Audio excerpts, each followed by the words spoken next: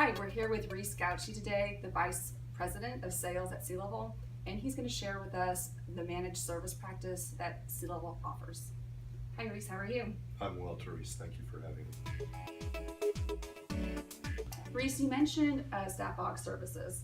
So what would this be different and provide that staff aug wouldn't be doing? Well, sure. I mean, staff augmentation is a resume, right? I mean, you obviously have an agreement with a company that you trust, and their job is to go find the resource that best matches your needs.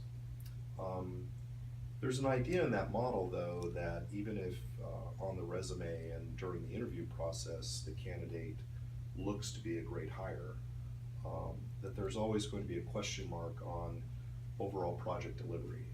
Are these resources going to be able to be optimized for my project requirements as, by the way, they shift? I think one of the most compelling reasons to consider, again, a managed service versus staff augmentation model is that we all know that during many large project SOWs, or statements of work, that your project, your overall deliverables will change, perhaps midway through the project. Are you sure that you have the right resources on the project as your priorities shift or change? In a staff augmentation model, you're going to have to retrain that resource or potentially rely on that same resource that you hired before, or go back to the local talent pool and try to find someone new who can meet those new requirements. In the managed services model, it's very elastic. I mean, you would add or reduce resources as you would need to in order to meet your overall business outcomes or your project needs.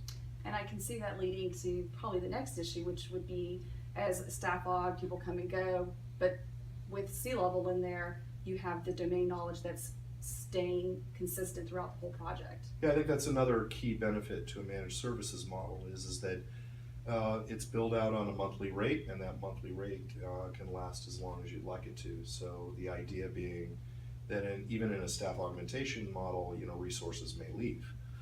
They may be recruited by other organizations or decide that, hey, this project isn't right for me. In a managed services model with oversight, though, who you're hiring is C-Level. You're hiring us for our capabilities, not necessarily for our people.